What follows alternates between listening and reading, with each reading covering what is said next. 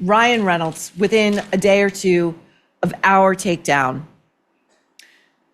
Had he seen it by the time he did this appearance on Seth, I have no idea. We're not sure whether he taped on Thursday night or Friday night. If he taped on Friday night, chances are he saw it, because trust me when I tell you that celebrities are so, most of them, 99.9, they see everything about themselves, good or bad. They want to see it. They're narcissistic, they want to see it. And so if he had seen it, I would have two theories about that. One is he was going to double down, just going to double down.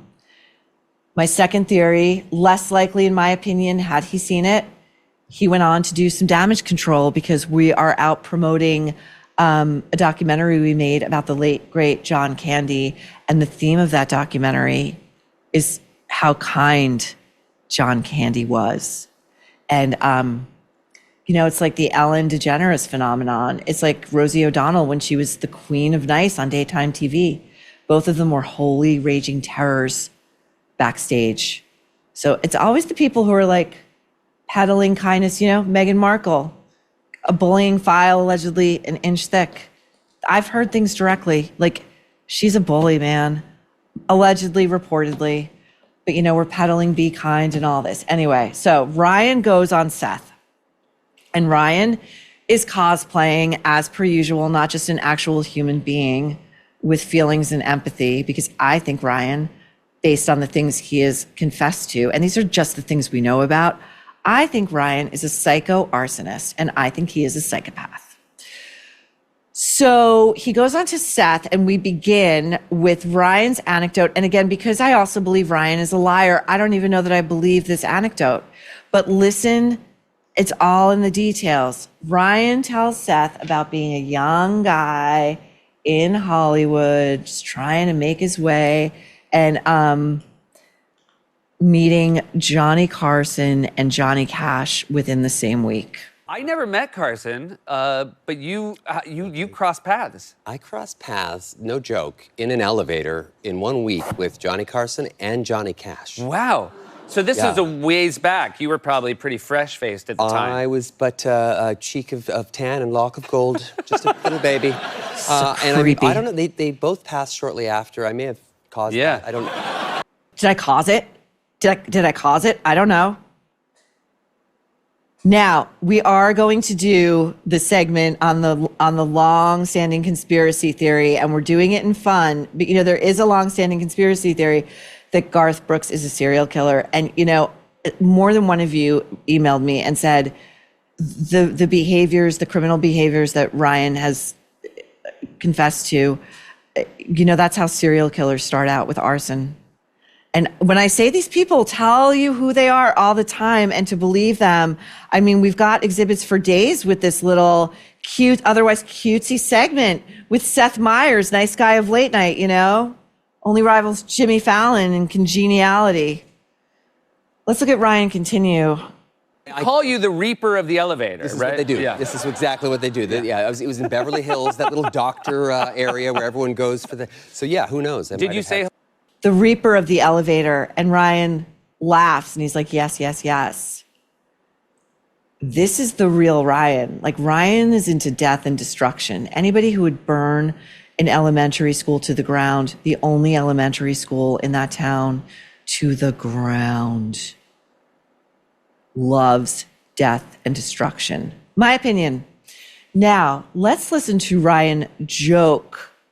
Oh, by the way, before Ryan slips into this little anecdote that he thinks is really cute, we have this whole long discussion, which I'm sparing you from, about how Ryan received the Order of Canada. Does nobody do their research? I mean, I know working in government can often be dull and drab, but you're gonna award somebody something at this level, do your freaking homework.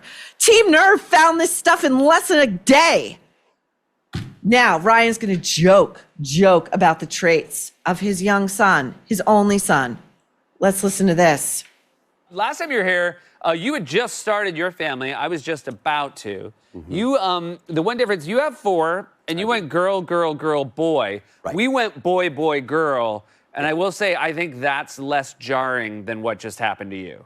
It is. When you start with girls and then have a boy, I can't even imagine. I don't, like, we live in a very, like, there's nothing violent in our home. There's nothing. Sure. That kid came out with 3 things on his mind. It was violence, breasts, and engines. Yeah. And I really don't understand where this comes from. He doesn't understand where this comes from, says the guy who burned his elementary school to the ground by setting fire to it. Where could this come from? I have no effing idea. Are you kidding me? First of all, the beginning of that conversation strikes me as very elitist because Seth says, you know, you went girl, girl, girl, boy, and we went boy, boy, girl. And it makes it sound like they went to a fertility doctor and chose the gender of their children. Because Seth doesn't say, we wound up with, or the way it worked out for us. He says, we went and you went. And, you know, maybe I'm reading too much into it, but again, it's like they don't understand why we don't get them anymore. And we don't care to get them because they don't get us. They're so out of touch. And then Ryan's like, yeah, this kid popped out and he's obsessed with violence and breasts. I have no idea. Again, says the guy who in the official commentary, excuse me, again, I'm so worked up. Official commentary to Deadpool v. Wolverine with the director, Sean Levy, they sit there and they talk about how Ryan bullied his then 7-year-old daughter, Inez, who didn't want to do it, who said, Dad, I don't want to do this, into saying the line, when I want your opinion, I'll take Wolverine's dick out of your mouth. And then they laugh about how they made her say it between 70 and 500 times. And as stated before, there's a huge gulf between 70 and 500. And I'm going to guess it was closer to 500. But Ryan wants us to believe he's running like a satellite of Disney World over at his and Blake's multi-million-dollar Tribeca loft, where they otherwise, you know, invite directors up to get humiliated and railed at by the likes of Ryan Reynolds and Blake Lively while Taylor Swift watches, allegedly, reportedly. Where did this come from? I have no freaking idea. Okay, now this gets really dark. Again, Ryan is telling us who he is, and Seth is trying to make it all like fun and games. Ryan talks about, and you got to listen in between the sentences here, he's 8 years old. He's 8 years old, and he says, oh, my poor mother. Oh, my poor mother. He's putting holes in walls. He's punching holes in walls. Here we go. Do the girls like collectively feel like it's an HR issue that you've added a boy to the family? I do. Yeah. I don't. I am like in direct competition with this young man. Yeah. No, he's. It's a little like I'm the youngest of 4 boys, and boy, do I feel for my mom. You know, like I really do. Like Yeah, my she had a dad, psychopath on her hands. But my mom, really, like I mean, when I was 8, I'm not making this up. I knew how to patch drywall. That right there says a lot. Yeah. Like I knew how to get literally a hole in the wall. I could repair that in less than 6 minutes before my dad got home. Perfectly. Like So spackle, funny, Seth. sand, and paint. We're good. Wow. Yeah. That means it must The happen audience so isn't many really times laughing for at you to this. be so good at it. Oh, so Seth picks it up now. Oh, that had to happen so many times for you to be so good at it. Remember when we were talking about the drama teacher and how the drama teacher kicked Ryan out because Ryan was too much to deal with. Just the guy could not get this kid under control. And Ryan at the time had been dropped at his grandparents because his parents were off on vacation without him, which tells you something. Normally, parents like taking vacations with their kids. Middle-class parents, that's what they do. You get one vacation, you know? No, they dumped Ryan over at the grandparents, my interpretation. And when this drama teacher kicked Ryan out, the grandparents went to the drama teacher and begged the drama teacher to take him back. And the impression the drama teacher got was that the grandparents couldn't handle him either. Now, Ryan's going to talk about this documentary that he so lovingly, determinedly put together about John Candy and what the true mark of real moral character is. Well, John was a guy he was a good person when nobody was watching. And like that, I mean, that speaks volumes to someone's character. That's true.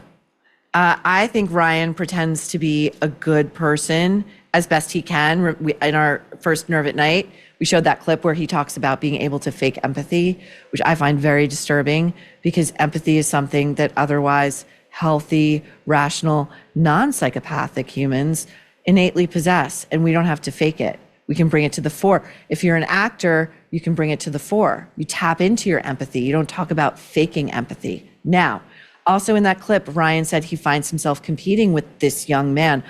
I believe their son is maybe 3.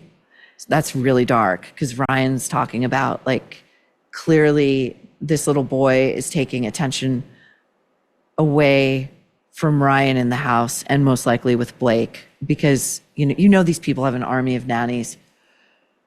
Anyway, if this marriage survives the Baldoni lawsuit, I'll be shocked. Okay, and they'll be asking. We'll get to it when it happens. Don't worry. Anyway, our final clip of Ryan on this 16-minute long segment on Seth. That is a long segment. He's taking up the bulk of the show.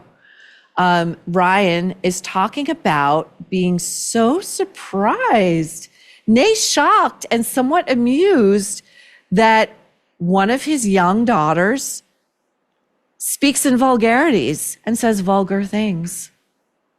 It's planes, trains, and automobiles. At one point, I had memorized. I mean, even at home, my 6-year-old, I'm not proud of this, but my 6-year-old, she's very funny. But I'll go, one of the lines from it where I'll say, "Welcome to Marathon, how may I help you?" And then Steve Martin, basically the whole reason the movie's rated R is for this one speech. Yeah. He just goes, "You can start by wiping that smile off your rosy cheeks, and you can give me a automobile." And then he just goes on and on and on with the F-bombs. And my daughter, I have like three lines in. I'm like, Mommy's gonna walk in any second now. Let's just stop. Oh, let's stop because Mommy's going to walk in because Mommy's such a paragon of morality. I buy that his daughter does that. And I buy that she does that because I think Ryan teaches it and encourages it because as discussed with his daughter Inez, he has a kink. He loves hearing his little girls say vulgar things. And that is beyond creepy. It's beyond effing creepy. But there sits Seth Meyers laughing about it and laughing with Ryan about it. And in doing so, Seth, you're promoting that. You're promoting that really dark behavior. And then at the end of it, Ryan says he tries to stop his daughter, if you believe him, because Mommy's coming back and he doesn't want Mommy to hear it, which runs very counter to his earlier assertion that being a good person is really, really what makes somebody good is when they do good things and say good things when nobody's looking. And that says to me that Ryan only tries to look good when other people are watching. Remember his Twitter bio as quoted by TJ Miller. I only show the parts of me that test well. So we hope Ryan keeps making the rounds. That's a long way to say, Ryan, keep talking. Last month, I told you about Honeylove, an independent female-founded brand, and their products are designed by women who actually wear them. Honeylove bras are supportive and wire-free thanks to bonding technology that lifts without underwire. They recently launched their new Cloud Embrace bra, which sold out in days. Of course it did. It's a modern wireless t-shirt bra with sturdy, lightly padded foam cups, and it feels like a cloud against your skin. This is a wireless bra for people who love the underwire effect, but not the pain of underwire. And this style is bound to sell out again, so do not wait to try it. I love this about Honeylove. Their products, the bras, they are soft, they are supple, they give you clean lines, and they are comfortable. You forget that you're wearing them. So treat yourself to the most advanced bras and shapewear on the market. Save 20% off Honeylove at honeylove.com/nerve. Use our exclusive link to get 20% off honeylove.com/nerve and find your perfect fit. After you make your purchase, they're going to ask you, where did you hear about us? And please say, I'm a troublemaker and the nerve sent me. Experience the new standard in bras and shapewear with Honey Love.